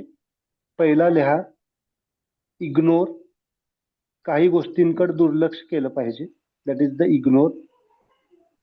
देन ऍडजस्टमेंट, काही गोष्टी ऍडजस्ट केल्या पाहिजे. तिसरी गोष्ट आहे ऍक्सेप्टन्स, काही गोष्टी ऍक्सेप्ट केल्या पाहिजे. त्या 3 करण्याच्या गोष्टी आहेत, इग्नोर, ऍडजस्टमेंट अँड ऍक्सेप्टन्स. आणि ह्याच्या पुढच्या 3 गोष्टी आहेत त्या होणार आहेत. दॅट इज द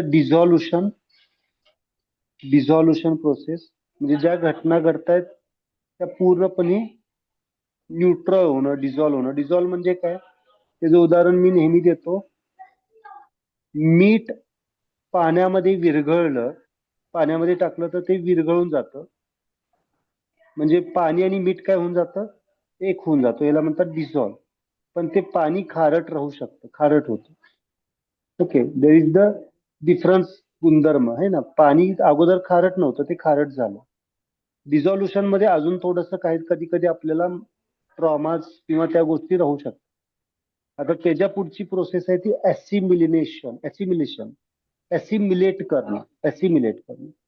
आता ऍसिमिलेट म्हणजे काय? समुद्राच्या पाण्यामध्ये मिठाचा खडा टाकणं. समुद्राचं पाणी पण कसं आहे? खारट आहे, मीठ पण खारट आहे. म्हणजे जी गोष्ट आपल्याला त्रासदायक आहे ती पूर्णपणे आत्मसात करून घेणं. का करून घेणं? That is a part of universal drama. पूर्ण स्वीकार भाव, दॅट इज द ऍसिमिलेशन. आणि त्यानंतर मग येतं लेट गो. आपण जे लेट गो म्हणतो बऱ्याच वेळेला, ते लेट गो नसून इग्नोर असतं. पण दुर्लक्ष करण्याला लेट गो म्हणत असतो. आता लेट गो एक्झॅक्टली कधी येतं? लास्ट. ऍसिमिलेट झाल्यानंतर. आणि मग लेट गो केल्यानंतर मग लिबरेशनची भावना येते, मुक्तीची भावना येते. ओके, तर लेट गो जे आपण जनरली लेट गो म्हणतो ते इग्नोरन्स आहे. इग्नोर करतो आपण, दुर्लक्ष करतो है ना. फार फार तर ऍडजस्ट करतो, फार फार तर ऍक्सेप्ट करतो आणि पुढे जातो. पण हे बाहेरच्यांच्या बाबतीत होतं बरं का, घरच्यांच्या बाबतीत होत नाही. हा, म्हणजे होत नाही म्हणजे काय म्हणायचंय? बाहेरच्या बाबतीत सहज होतं, घरच्यांच्या बाबतीत एफर्ट्स घ्यावे लागतात. हम्म. इझिली होतं का घरच्यांच्या बाबतीत? हे ना, प्रेरणाने जो किस्सा सांगितला तो कदाचित घरच्या व्यक्तींच्या बाबतीत झाला असता तर कदाचित डिफरंट रिॲक्शन्स आल्या असत्या असं म्हणतोय मी. हे ना, सिच्युएशन्स वेगळे असू शकते. डेसोल्युशन आणि असिमिलेशनचं नाही कळत आहे, पुन्हा सांगता? म्हणजे हे उदाहरण कळलं की मिठाचा खडा साध्या पाण्यात आणि मिठाचा खडा समुद्राच्या पाण्यात, पण त्याचा अर्थ नाही समजत आहे लाईफ मधला. हा, बरोबर. म्हणजे काय होतं की तिथं वेगळेपणा राहत नाही ना. पूर्ण स्वीकार भाव आहे ऍसिमिलेशन मध्ये, आत्मसात. म्हणजे समजा एखादी गोष्ट, आता समजा मीठ काय आहे, समजा मीठ ही गोष्ट त्रास देणारी आहे, समजा आपल्याला त्रास देणारी व्यक्ती आहे, ती डिझॉल्व केली आपण. म्हणजे ऍक्सेप्टन्स नंतर आपण काय केलं की त्याला झालं, डिझॉल्व झालं. आपल्याला त्याची एक रिअलायझेशन आलं की हे असंच आहे, हे ना, हे असं आहे, आणि आपण पुढे गेलो. आपण पण पण खारट झालो. आपण पण खारट झालो. नाही तसं नाही. मी सांगतो की ते फक्त एक उदाहरण दिलं मी समजण्यासाठी. तसं नाही होते, पण आपण त्याच्यात पाण्याची कॉन्सन्ट्रेशन जास्त आहे ना. तर अगदी शब्दशः म्हटलं पाण्यामध्ये कोणती गोष्ट विरघळली तर काय होऊन जाते?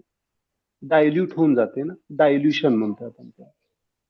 डायल्यूट होते ना. मग तो आपला फेज काय होतो? डायल्युशन. आणि समुद्राच्या पाणी खारट म्हणजे इथं तुम्ही निगेटिव्ह वेनी पण बघू नका. त्या व्यक्तीला आपण पूर्णपणे आत्मसात करून घेतो. आणि मग खारट आपण पॉझिटिव्ह पण घेऊ शकतो जर घ्यायचं म्हटलं तर. खारटपणा हा पॉझिटिव्ह घेऊया आपण. तर तो आपल्यात विलीन होऊन, पूर्णपणे विलिनीकरण ज्याला आपण म्हणतो, है ना. विलीन म्हणजे साध्या भाषेत अगदी याच्यात सांगायचं म्हटलं तर आपल्याला त्याच्या बाबतीत कोणतेही निगेटिव्ह भाव नसतात. तिथं युनिव्हर्सल ड्रामा म्हणजे तो कुठंतरी दुःखी आहे, त्रास आहे त्याला, म्हणून तो तसा वागतोय, पूर्ण रिअलायझेशन असतं. ओके, त्याला आपण दोष निघत नाही. म्हणजे बघण्याचा दृष्टिकोन हा पूर्णपणे बदलून जातो त्याच्यात. That is the assimilation process. व्यापक भावना येऊन जाते. आणि डेझोल्युशन ठीक मध्ये ठीक आहे. थोडस कमी होतं थोडस धीरभावना. थोडस थोडस अजून थोडस दोष जाणवतात कधी कधी, म्हणजे पूर्ण त्याला माफ नसतो करत. लेट गो म्हणजे माफ करणं आहे ना, पूर्णपणे हे करणं आहे. तर ते पूर्ण माफी नाही होत ती. थोडस कधी कधी मग त्याला आठवण करून देतो, तू मागे असे वागला होतास. आठवण त्याला करून देतो की तू असं वागला होतास. म्हणजे अगदी सॉफ्ट भाषेत आपण सांगतो त्याला, स्माइल वेनी सांगतो की असं हे चूक झाली होती तुझी. ते अजून डिझॉल्युशन मध्ये असतं, म्हणजे ते मेमरीज अजून आपल्यामध्ये असते. पण मग असिमिलेशन आणि लेट गो मध्ये काय फरक आहे? थोडा फरक आहे फक्त, थोडासा फरक आहे. असिमिलेशन नंतरच लेट गो प्रोसेस होत असते. पण होत असते असिमिलेशन म्हणजेच लेट गो नाहीये का? की म्हणजे म्हणू आपण शकतो. नाही, तो फरक कळत नाहीये मग. थोडासा फरक आहे, तो थेरॉटिकल नाही, आपण अनुभवूयात. थोडा फरक आहे. ओके, ठीक आहे. आज बऱ्यापैकी तुम्ही बाकीच्या गोष्टी समजून घेतल्या. ओके. उद्या आपल्याला डायग्राम काढायचे आहेत ना, डायग्राम महत्वाचे आहेत त्या. हम्म. कोणी प्रयत्न केला डायग्राम काढण्याचा?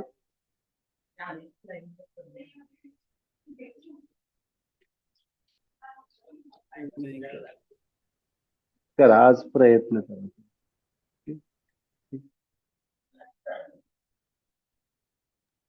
सर मी 2 मिनिटं बोलू शकते? बोला बोला. स्माइल इव्हिनिंग, कशा आहात तुम्ही? Smile evening. मी खूप छान आहे आणि रोज तुमची आठवण येते आणि असं ठरवते की मी काही फोन करणार आणि तुमच्याशी डिस्कस करणार. पण मी ग्रुपवर हे सगळं ऐकत असते तेव्हा लक्षात आलं हा सगळा ग्रुप आहे ना आत्ताचा, तुम्ही म्हणजे जे जॉईंड येते सगळ्या वेगळ्या सोल डायमेन्शन मधले आहेत, ज्यांच्याकडे चांगलं स्पिरिच्युअल हे आहे, आपापले पाथ आहेत आणि डिसिजन आहेत आणि सगळंच आहे त्यांचं. स्वतंत्र म्हणतात ना एक पर्सनॅलिटी आहेत. चांगलं वाटतं सगळ्यांचं डिस्कशन ऐकायला. स्पेशली राजश्री ताईंचा मी परवा एक प्रश्न ऐकला म्हणजे त्यांचा, की सोल सफरिंग म्हणजे काय. तर मला त्यांना असं सांगावं वाटतं की सोल सफरिंग म्हणजे आपण ब्रह्मविद्येमध्ये जेव्हा एक मुद्रा आहे की स्माइल, हे इनहेल करायचं आणि स्टोअर करायचं ते, आणि इनहेल एक्झिल झाल्यानंतर पूर्ण एम्प्टी आपल्या हे करायचं, म्हणजे श्वास न घेता फक्त ती मुवमेंट करायची मुद्राची. तर त्यावेळेला असं तडफड होते सोलची, की मग लक्षात येतं की अरे बाप रे, म्हणजे मरण म्हणजे हे असं आहे.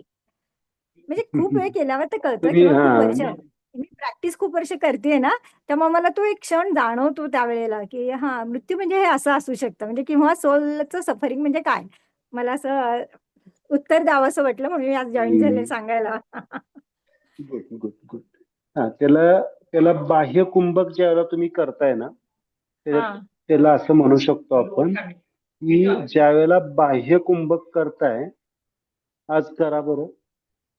बाह्य कुंभक ज्यावेळेला तुम्ही करताय, श्वास सोडत सोडत सोडत श्वास बाहेर रोखताय, त्यावेळेला तुम्हाला जे एक सफोगेशन फिलिंग होतं, त्याला आपण बरोबर आहे. सोल सफरिंग म्हणू शकतो, असं तुम्हाला म्हणायचं आहे. बरोबर. हा गुड गुड गुड. बघा, मला पण बऱ्याच गोष्टी शिकायला मिळतात तुमच्याकडून.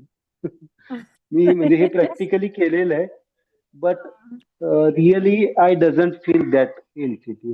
म्हणजे बाह्य कुंभक माझा कधी तुम्ही प्रॅक्टिकली बघितलात ना, की म्हणजे आपण ज्याला ऑफलाईन घेतो त्याला मी हे प्रयोग करून दाखवतो बाह्य कुंभकचा, है ना, ब्रीदिंग, है ना, ब्रीदिंग रेट, रेस्पिरेटरी रेट किती आहे, काय आहे, है ना. बाह्य कुंभक ही खूप डीप डायमेन्शनची साधना आहे.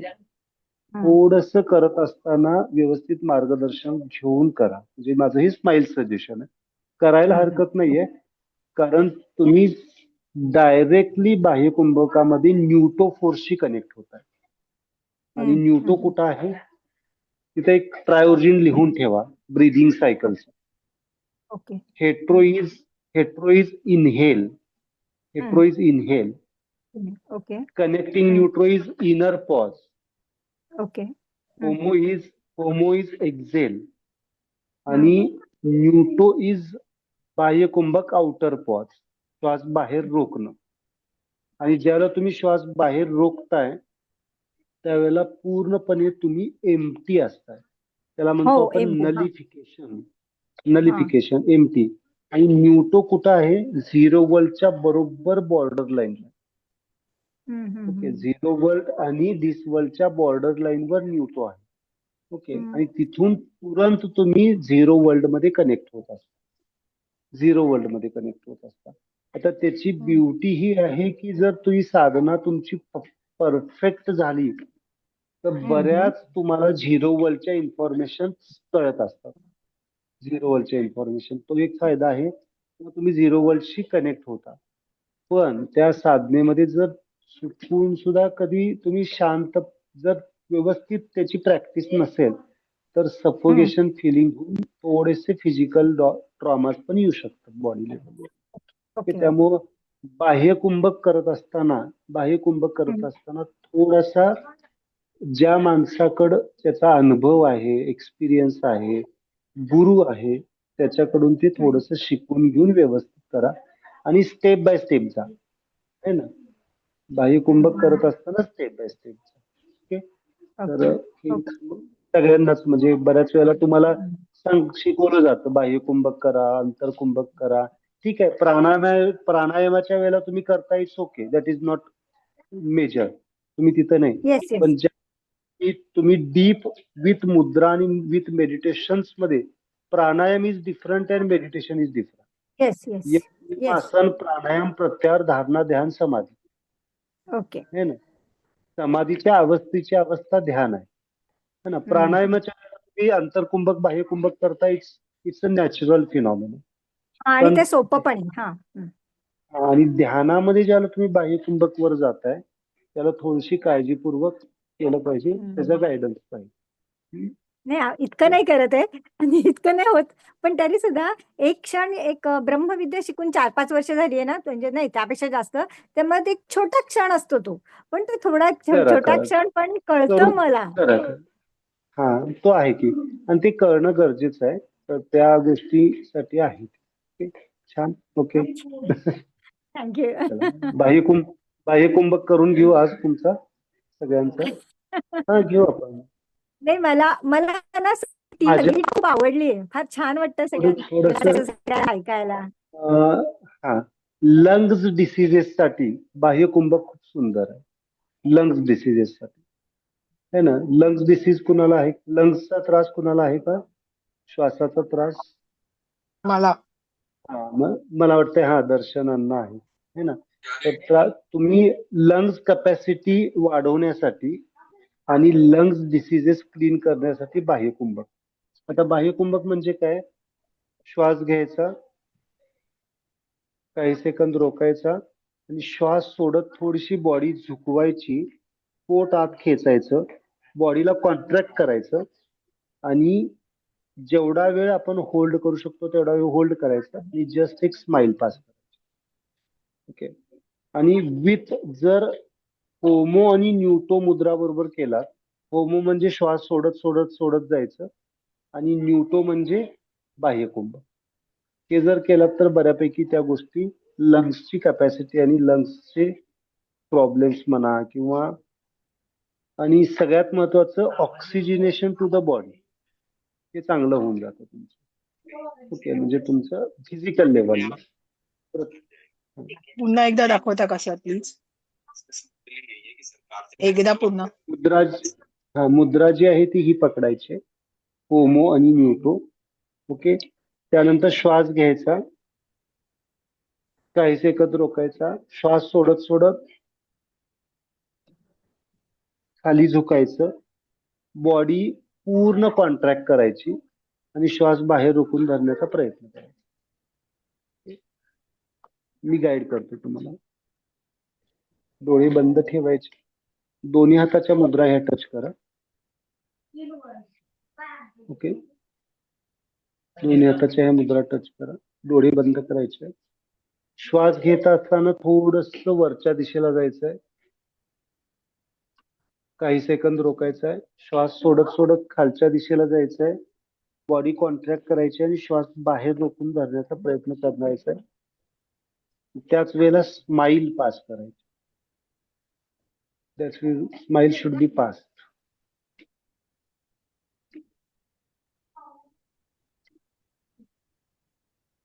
Smile should be passed.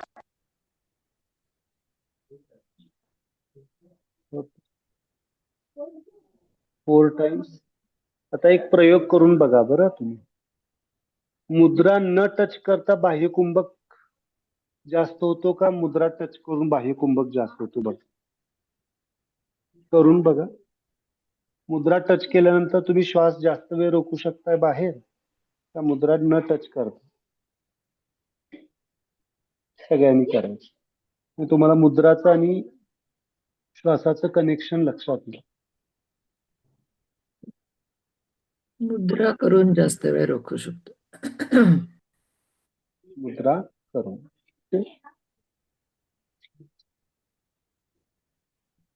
बघा सगळेजण.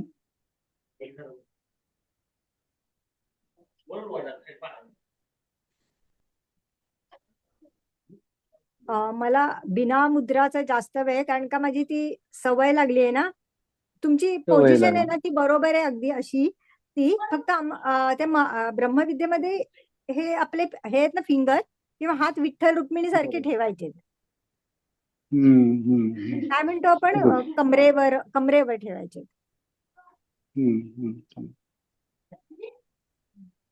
जस्ट हा, मुद्रा करत असताना जास्त वेळ रोखून ठेवू शकतो.